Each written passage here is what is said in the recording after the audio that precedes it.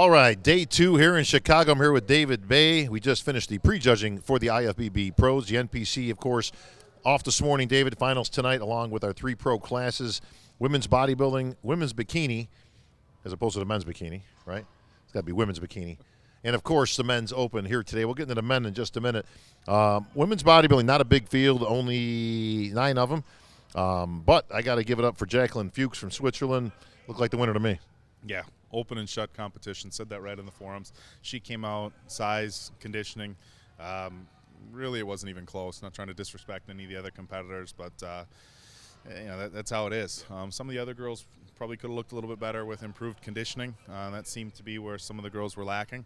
But it's weird. We've seen a handful of these shows with the women's bodybuilding where they come out and they're all, like in Toronto, for example, the female bodybuilders, Kathy LeFrancois, some of the other girls were as shredded as a human being could possibly be. And then you get some of the other shows where the girls are a little bit off as far as conditioning. Jacqueline's was good.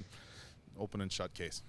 Speaking of open and shut, bikini was next up. Again, not a big field here, I think, with 8 competitors. But Lacey DeLuca looked like clearly to me in the winner's spot. She's been close. I think she's taken second in the last 2 or 3 shows since her comeback after having a baby just last year.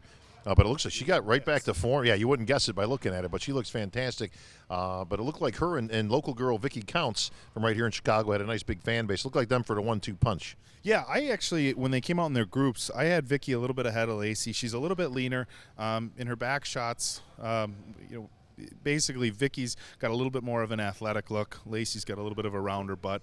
Vicky's got a better glute ham tie-in. So it's kind of a toss-up as far as what the judges are looking for. If they were going to go for somebody a little bit leaner, I think Vicky would be taking the show. But Lacey had a really good look overall and a very good comeback after some time off. Absolutely. Well, that'll be a close one tonight. And, of course, the judges will be looking in that confirmation round of scoring.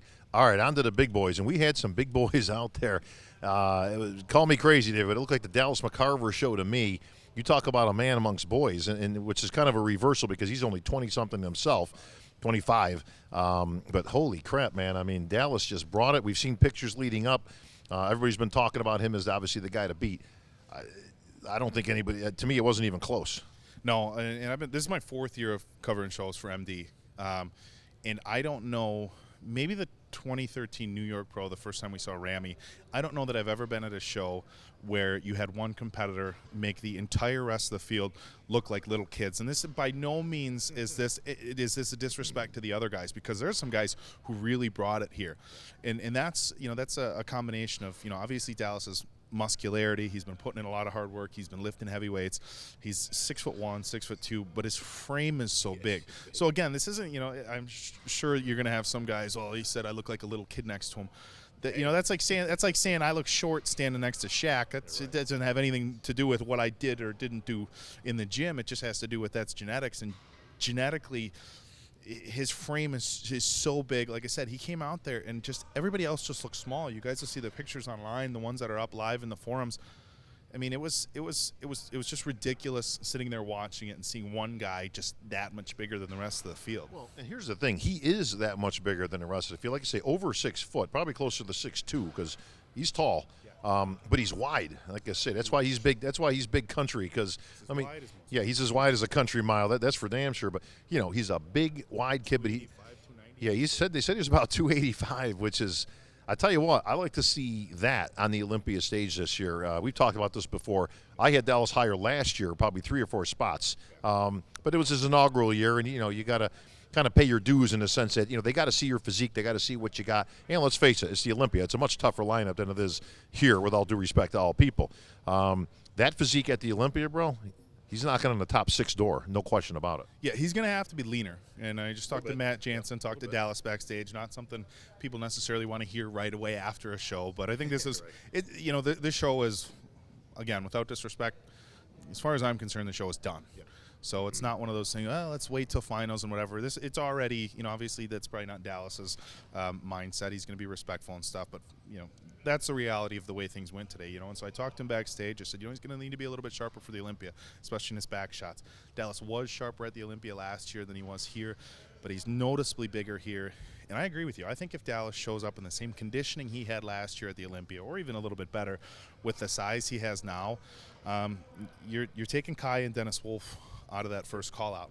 And so when you look at the guys who should be in the first call out, Phil, Ramy, Sean Roden, Dexter Jackson, you've got a couple of spaces open if they're doing a 6-person call out, and I think it could be a Rowley and a Dallas McCarver. I don't think that's too out of the question at all, David. I think you're right. Probably the fine line is the middle ground between last year's Olympia conditioning and this year's newfound size. But listen, great job to those guys, and especially to Matt, who's working with Dallas. They actually obviously brought it here today. Tonight, obviously, we'll see the finals, so we'll see if he sharpens up a little bit. So it's it's great practice en route to the Olympia this year. We're gonna. Well, listen, Michael Lockett's big. I mean, when he comes out, he's a freak. I mean, you look at that kid and you go, wow, he's got some beef. He's got some muscle. That just emphasizes how big Dallas really is next to him. But Michael Lockett brought it. I mean, he is definitely, I'm thinking in second place if I'm picking it, at least from the side podium side. And probably the best Brandon Curry I've seen in a long time. But it looks like he's brought up the legs. Size was there, and his conditioning was better than I've seen the last time. Yeah, Brandon came out with Paulo, Eddie, and himself as far as the first group, and I was expecting Eddie to be a little bit sharper. He wasn't as sharp as he was when we saw him at Nationals. I don't know if he was even as sharp as he was, a few weeks ago in California. Paulo still getting bigger, but he's got to dial it in. But Brandon was sharp. Now, he wasn't razor sharp, but he's the sharpest that we've seen him in a while. And structurally, he's still a big guy. We always talk about Brandon's structure, but he's still a big guy, and he has brought his legs up. I thought Brandon Curry looked really good. He was getting a little bit better as he posed, and I think it'll be close for a second-place spot with him and Michael. You take Dallas out of the mix, and and Brandon could be a front runner. So props to Brandon Curry again. I just want to re-emphasize it. I'm not trying to disrespect him. Brandon's not a small guy. I mean, people I think get that idea because he's a little bit shorter. But he's got as much muscle as anybody. He gets a little bit of a bad rap because he's got such a beautiful physique in terms of his lines and his symmetry and his that type of thing. But he's not a small guy. Now this is where it gets a little dicey going down the road because after those three guys, I think the second lineup into there was Sasan? We had Sasan and Johnny in the first call out. Yeah, I got to be honest. I have seen 20 and Akeem is approaching Ronnie structure. He has got more muscle than anybody on this stage, but he's got to bring the conditioning, man. If that kid just comes in, he's got 8 pounds to drop. If he's 8 pounds leaner, yeah, at least. But if he dropped, listen, that's a hell of a battle with him in Dallas Sunday because he ain't giving up no muscle to nobody out on that stage. But he's got to come in leaner, man. He's got all the tools, but he looks like Ronnie Coleman to me walking out on that stage when you talk about size and musculature. Yeah, the interesting thing about Akeem, and we see this on a handful of competitors, but not necessarily to this extreme, his back, and I'm not talking his full back, his glutes, his hamstrings and everything, just his upper back is conditioning-wise 10 weeks behind the entire rest of his body. And so, he hits his side shots, his hamstrings, he's got striations. It looks good. His quads have decent cuts and separation. His front shots all look really good. His upper back, his rotatable bicep, and his lat spread, his back looks like it's an 8 or 10 week out back. And the thing is, and we see this at all levels, where guys start getting ready for a show. Some people have body parts that come in leaner, and you start focusing on your lean parts, like, hey, my quads are shredded. Akeem needs to diet until his upper back is shredded.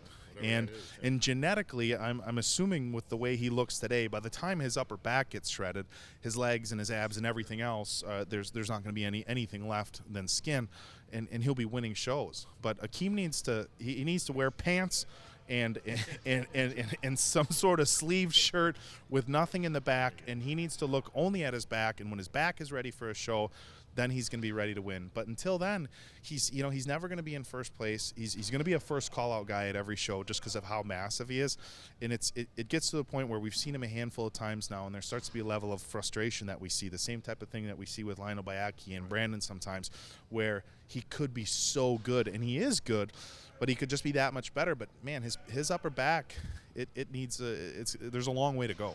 Yeah, well, like I say, shoulda, woulda, and coulda. But he's going to have to make that change if he's going to be competitive. Like I say, he should have been going with a 1-2 punch with Dallas, shot for shot. And hopefully he's got another show coming up soon because we've got a few left on the calendar. So he can still qualify somewhere. I'd like to see him in Tampa. And about 10 to 12 pounds down. And let me tell you something, nobody's beating that guy. I don't care who shows up. I've seen 50 versions of Johnny Jackson better than the one I saw here today. Down in size, actually, I think we commented about that at the check-ins the other day. I've seen Johnny a lot bigger, a lot fuller. He just looked kind of small and flat to me, but I got to be honest, and I say this with all due respect because I love Johnny Jackson. Like I said, I've seen much better versions. I've had 2 or 3 other guys in front of him here. Yeah, I think a guy who got including Freddie Smalls. Yeah, I think Fred got overlooked a little. Fred came out, and his conditioning has been a big question mark for him. He looked really good. He turned around, his hamstrings were really dialed in. I think it was one of the better versions that we've seen of Fred in a while. And for me, the best Johnny that I've seen was in San Antonio last year. He was full, he was shredded, and his conditioning was pretty good here. But there was a flatness, and he just wasn't as big as he normally is. And Johnny, his chest, his traps, his back, we all know that usually just pops. Even though his legs are down a little bit, that usually makes up for it. But yeah, he was just downsized, a little bit flat. If I had to flip-flop him with anybody else in that first call-out, probably would have been Fred. Yeah, I think Freddie did get a little overlooked, but you know what? That's why they judge at night. And I told Freddie on the way out, look, keep it tight.